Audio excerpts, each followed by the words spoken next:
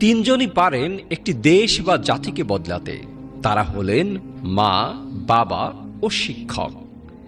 জীবনে সমস্যার প্রয়োজন আছে, সমস্যা আছে বলেই সাফল্যে এত স্বাদ। যে হৃদয় দিয়ে কাজ করে না, শূন্যতা ছাড়া সে কিছুই অর্জন করতে পারে না। ফেল করে হতাশ হও না। ইংরেজি শব্দ ফেল মানে ফার্স্ট অ্যাটেম্পট ইন লার্নিং, অর্থাৎ শেখার প্রথম ধাপ। বিফলতাই তোমাকে সফল হবার রাস্তা দেখিয়ে দিবে। সমাপ্তি মানে শেষ নয়। এন শব্দটির মানে হচ্ছে এফোর্ট নেভার ডাইজ, অর্থাৎ প্রচেষ্টার মৃত্যু নেই। কোনো একটা প্রশ্নের উত্তর খুঁজে পাচ্ছ না, চিন্তিত হয়েও না। নো শব্দের মানে হচ্ছে নেক্সট অপরচুনিটি, অর্থাৎ পরবর্তী সুযোগ। স্বপ্ন স্বপ্ন স্বপ্ন স্বপ্ন দেখে যেতে হবে। স্বপ্ন না দেখলে কাজ করা যায় না। জীবনে সমস্যার প্রয়োজন আছে, সমস্যা আছে বলেই সাফল্যে এত আনন্দ।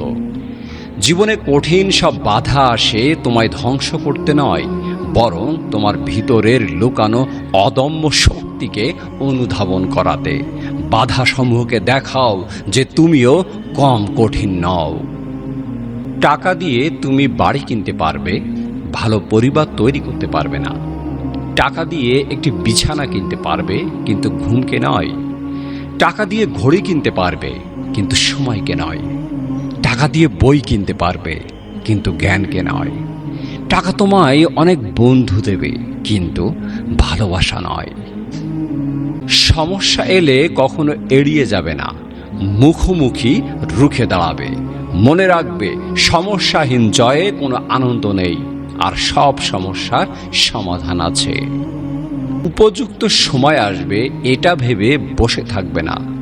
খারাপ সময়গুলোকে নিজে থেকে উপযুক্ত বানাও, তাহলে দেখবে জীবনে কোনো কষ্ট থাকবে না।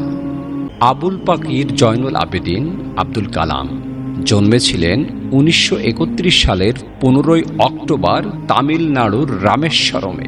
তিনি ছিলেন একাধারে বিজ্ঞানী, লেখক, সমাজচিন্তক এবং ভারতবর্ষের 11তম রাষ্ট্রপতি।